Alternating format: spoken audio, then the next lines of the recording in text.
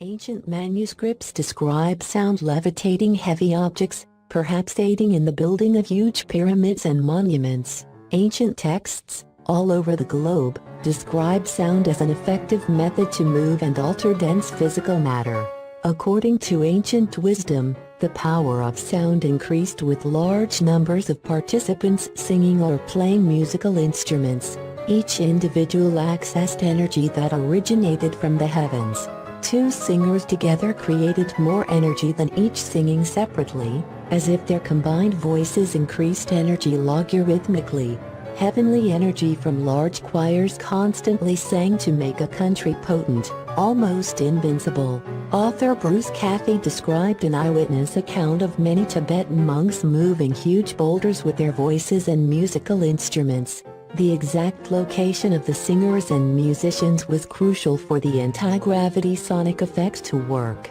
Various ancient writings describe directional sounds as a source of mechanical power, as if sound was squirted out of a water pistol. Aim was important. A German article, by Swedish engineer Olaf Alexandersson, described sonic levitation.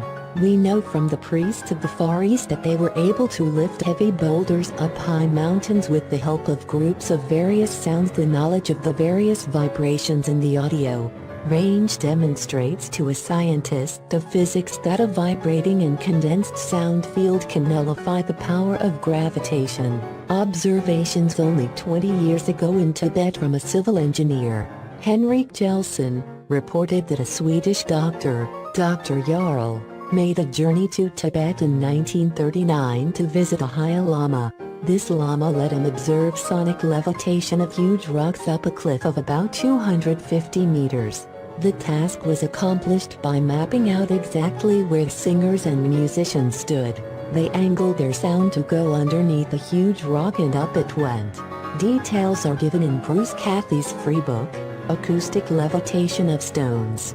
In another example, Edward Leedskalnin, a man with humble financial resources and a fourth-grade education, built a monument to his lost love who canceled their wedding one day before the ceremony. In this area of Homestead, Florida, the coral can be up to 4,000 feet thick. Leedskalnin cut and moved huge blocks of coral himself with only hand tools, yet each section weighed more than 58 tons. Leedskalnin left the castle as proof that he could move large stones without equipment. Leedskalnin claimed he knew how the Egyptians built their pyramids. He built Coral Castle by reportedly singing two large stones to lift them. Leedskalnin placed his hands over a stone to be levitated. He sung a scale until his hands felt a response from the stone.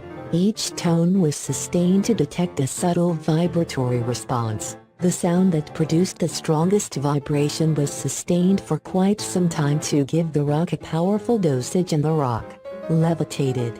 In a high-tech example, high-powered sound can suspend and move objects in air. Yoshiri Hashimoto of Tokyo's Kaijo Corporation developed an acoustic levitation machine.